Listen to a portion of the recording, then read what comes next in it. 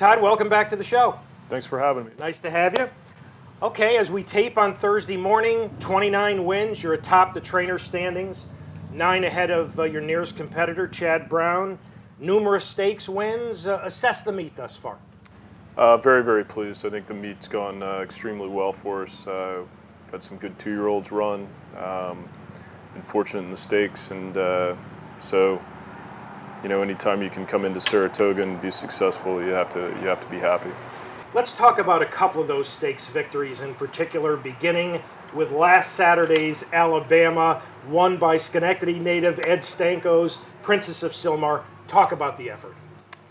Well, she'd trained unbelievably well after the coaching club, and we were very confident coming in, which almost makes you more nervous because it just felt like it was her race to lose. And having never won the Alabama before was sort of hanging over our heads. And it's a race that I've always wanted to win, and a race that I appreciate how hard it is to win. So just felt like, hopefully everything goes according to plan. We get a good trip because I feel like we've got the best horse, and hopefully we can execute it properly. And she did. She rated beautifully. We got a great trip right behind the speed, and Javier asked her in the middle of the turn, and she kind of put the race away in a matter of strides. And so it was one of those rare occasions when you can kind of just enjoy the race the last quarter of a mile, and it was a lot of fun. And I know that the entire Stanko family and that whole group is having a great time with it. Yeah, that was very emotional for Ed. How did she come out of the race? And the big question, will she race again this year? She came out of the race really well, and I spoke to Ed earlier in the week, and we do plan to run her again this year, assuming that she trains the way she is at the moment. Question we have is whether that's going to be in the Cotillion at Parks on the 21st or possibly in the Beldame. Pros and cons to both. So, like always, we'll just sit back and watch the filly train and let her kind of guide us in the right direction. She's not nominated to the Breeders' Cup. Ed said last week he wasn't thinking about Breeders' Cup. Any change in that at this point? No, we both agreed that this won't be the year for her to run in the Breeders' Cup, and her not being nominated makes it a little bit of an easier decision. But hopefully next year maybe she'll be back for the Breeders' Cup, and who knows, Ed might decide to keep her in training as a 5-year-old. All that remains to be seen. But knock on wood, she's been an extremely healthy and professional filly, and so we want to not get greedy this year and think about next year as well. The other stakes I want to talk to Todd about was the Whitney. Todd, they've been running the Whitney for 86 years. Cross Traffic went wire to wire that day and accomplished something I don't know the last time it's happened or if it's ever happened. He won the Whitney in his 9-furlong debut and his 2-turn debut. That is saying an awful lot about a racehorse. He's a seriously talented horse. To break your maiden as a 4-year-old early in the year, excuse me, and then get all the way to the Whitney, it's unheard of. You just never see that. I don't think we've ever had a horse lose 2 closer, more difficult defeats than his Westchester and Met Mile. They were just brutal losses for a horse that ran exceptionally well. So it was really great to see him get that much-deserved Grade 1 win in the Whitney, and to beat the field of horses that he did and do it the way he did was pretty special. How did he come out of the Whitney, and as we're a week or so in front of the Woodward, will he go to the Woodward? We're thinking strongly about it, mainly because he came out of the Whitney so well. He's to me, training actually as good or better than he did going into the Whitney. His energy level's been very good. He's moving well. He had a good breeze already. He'll have another breeze this Sunday. The thing that we're trying to balance out and figure out is what gets us to the Breeders' Cup the best way. And does running in the Woodward put us there, or does possibly waiting for the Jockey Club and then getting 5 weeks after the Jockey Club back to the Breeders' Cup? So it's a tough call, like these things are a lot of times, and I think we'll just have to wait and see how the horse is behaving and how he trains, and let him tell us. But the Woodward's coming up at this point to be an unbelievably competitive race. It certainly is. All right, let's talk Travers. Let's begin with Verrazano. Other than the Kentucky Derby, dead solid perfect. Talk about that colt. He's a horse that's impressed us a great deal from before he ran first time out, and in all of his races he's been exceptionally good, with the exception of the Kentucky Derby, which is unfortunate. In the biggest race of the year, that the racetrack came up sloppy. He didn't handle it well at all, and unfortunately they only run it once. So the good news is he came out of it really well. He's gotten better and better. I think his Pegasus was a good race, and the Haskell, I think, was the strongest race we've seen a 3-year-old run this year. Yeah, well, as our audience takes a look at a piece of the Haskell, it is so unusual for the Haskell to be run 3 full seconds slower than the Jim Dandy, but it was a very unusual Monmouth Strip that day, wasn't it? It was incredibly slow racetrack, and there's some very good horses that ran on the undercard that showed us how slow it was, and honestly, I was very, very concerned about it. It was appeared to be in good condition. There was, it was watered properly and it looked good. It was just slow, and so anytime you have a horse run as impressively as he did, and the time be that slow and get a 1:16 buyer figure, I think it just indicates how slow it was. The good news to me is, if he's able to do that on that type of a racetrack at a 1 1/8, it gives me added confidence that the 1 1/4 won't be an issue. You chose the New Jersey route for him after freshening him, and we know that most of the time Monmouth is a track that helps carry speed. Why did you choose the Jersey route for him? Honestly, the main reason is the Let's Go stable guys, Jim Scatorcio, Brian Sullivan, Kevin Scatorcio, and a lot of the partners on Verrazano are basically Monmouth Park people. They all live within minutes of Monmouth Park, and for anyone that grew up in that area, that's been going to Monmouth for years, the Haskell's the race there. So it was sort of an easy decision. I like the timing of the Pegasus as a prep for it. It gave us 6 weeks after the Derby to freshen him up a little bit. Also gave us 6 weeks to the Haskell, which I like that spacing, and put us in a position to hopefully come back in the Travers. So it was sort of a no-brainer at that point, and just, it was a common sense thing to do. He was, I remember one of our early discussions about him this winter in Florida. He was quite a physical specimen early on. Take a moment to describe him physically, and has he changed much in the last several months? The amazing thing about him is that he's gone through the Triple Crown Prep Series, run in the Derby, run twice since the Derby, and his overall condition is unbelievable. He's a good-sized horse. I think anybody that gets to see him in the paddock in the Travers will appreciate this is what a good-looking horse looks like. I mean, he's a big striking horse with a great coat and dappled out, and just has held his condition really well. He's a real physical specimen. How'd he come out of the Haskell? How's he been training? I know you worked him in company. Is that normal for him to work in company? He always does. He's actually a little bit of a lazy horse to train in the mornings. He doesn't overdo his gallops. He's sort of he's push button. He's easy to ride. We just want to make sure that when we do breeze him, that we get a proper breeze, and it seems like a workmate just keeps him focused. And I thought we got 2 very good breezes with him. It seems to me like he's held his condition and form really well since the Haskell. I think he's every bit as good coming into the Travers as he was to those races.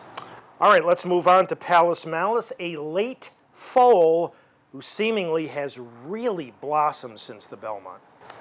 He really has. I think part of that is being a May foal, and I think part of it is he's finally figured out the game a little bit. We put the blinkers on in the Derby because he made some mistakes in the Risen Star. He went back to his left lead late in the game. Thought it might have cost him that race. Garrett Gomez, when he rode him in the Bluegrass, felt like he looked at some marks on the poly track and went back to his left lead late, and he felt like that lost his momentum and cost him the Bluegrass. So, it wasn't something that we did flippantly, putting the blinkers on for the Derby. Seemed to backfire on the day when the track was sloppy, and Mike kind of asked him to leave the gate, and there was no getting him back. But for whatever reason, after that, he's been a more focused, more disciplined kind of horse, and I think he's learned in his last 2 races how to actually finish and put a race away. And so the Belmont was huge. It was also very important for us to see him come back and duplicate that kind of effort in the Jim Dandy, and I think he did, or arguably even better. Since the Belmont and here in the Jim Dandy as well, it seems as though he's been using his natural high cruising speed and his ability to get a route of ground more so than in the earlier races. Is that a complete change of strategy, or is it the maturation process kicking in? I think it's maturity on his part. To be honest with you, the thing that surprised me the most is when we stretched him out in the Risen Star. I fully anticipated he would be a prominent pace figure, and in both the Risen Star and the Louisiana Derby, he was well off the pace, and it didn't make sense to me for a horse that had shown speed at 5, 6.5, was right on the pace going 7 in his first race back this year. I thought when we went long, he'd be into his high cruising speed, stalking the pace, or even possibly on the lead, and that was going to be his strength. So another reason why we put the blinkers on, but now he's running the type of races that we expected him to. He's got a great cruising speed.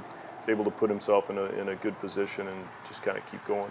How good was this Jim Dandy? I mean, he prompted Moreno every step of the way. Todd, it's been a long time since a Belmont winner came back to win the Jim Dandy. It was Conquistador Cielo a very long time ago. That was quite an accomplishment. I think it was, and we were pretty confident going in that he was training extremely well, that he took the Belmont unbelievably well. I ended up breezing him back, I think, 15 days after the Belmont, just because his energy level was so good and he'd bounced out of it so well, and to be able to train him exactly how we wanted to leading up to the Jim Dandy, I think that has continued to improve him, and he's just gotten bigger and better and stronger. And the great thing about both of these colts is rare you get to go through the series of races that they've been through, and then in the middle of August say, wow, I've still got a lot of horse left, and hopefully that's the case. All right, with Palace Malice, how did he come out of the Jim Dandy? How's he been training up to the Travers? I think his 2 works after the Jim Dandy have been perfect. We have a very fit horse, having run 1.5 miles and 1 1/8. The 1.25 miles is not a concern. So with that case, we're just trying to keep him in the same form for 28 days, and I think we've been able to do that. I think he's coming up to it really well. Now, it's kind of interesting. You've got 2 colts for 2 different owners who have similar running styles. How do you keep them from compromising each other's chances while giving each one of them their best individual chance to win? Well, I think that's the most important thing. You have to talk to John Velasquez separately. This is what we need to do for Verrazano to win. Then you talk to Mike Smith separately. This is what we think you need to do to have Palace Malice win. And then those guys are going to be out there on their own after that. And, both horses do have similar running styles. Both horses are rateable and tractable, and I think it's going to be a rider's race. Here's what I'd like you to tell the audience at this point. We've got Verrazano in post 3. We've got Moreno the speed in post 6. We've got Palace Malice drawn outside of him in post 8. Take us through how you see just the first quarter mile. Everybody breaks well. You run under the line the first time going into that first turn. With Verrazano inside of the other speed, what's that first quarter mile going to look like for your colts? Well, I think the most likely scenario is Moreno will be on the lead. Palace Malice will be stalking him as he did in the Jim Dandy. And Verrazano will probably be laying right off of those 2. Hopefully Johnny's able to maneuver himself into the middle of the track a little bit and put himself in a nice spot where he's not pinned in on the rail. But Verrazano's an exceptionally good gate horse. He always breaks really well. So, I think because of that, the flow of the race is going to have to be going a little bit. It's if they go 24-48, Verrazano's going to be right on top of him. If they spread it out a little bit, then he might fall into that seam behind. Again, rider's race, and good thing is we got John Velasquez and Mike Smith, 2 guys that know how to deliver on a big stage. All right, let's take a look quickly at a couple of your undercard starters, beginning with 40 Tails, a pure 1-run closing sprinter who goes in the King's Bishop, won the Amsterdam here over the track and last. How's he doing? Horse is doing great. Thought he breezed really well here on Sunday. He's a really cool horse. He's not the biggest horse, but he's a very tough horse. He's a fighter. He seems to have really found his niche. in these one-turn races coming from off the pace. Biggest concern is 14-horse field. He's going to drop back. He's at some point going to have to probably pass 8, 9, 10 horses and find his way through. So Joel Rosario's gotten along with him really well in his 3 races. I think he has a real clear idea of how he wants to ride him and how he needs to be ridden. So we'll just, like everyone else in a 14-horse field, hope for some racing luck.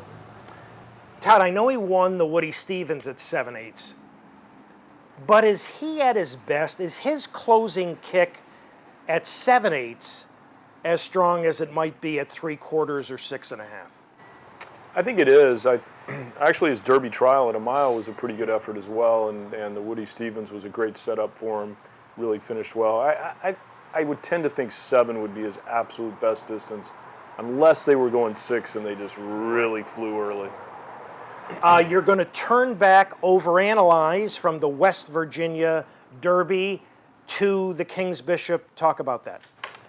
Well, he broke his maiden first time out going 5 furlongs here at Saratoga last year, and he was able to win the Futurity at 6 or 6.5.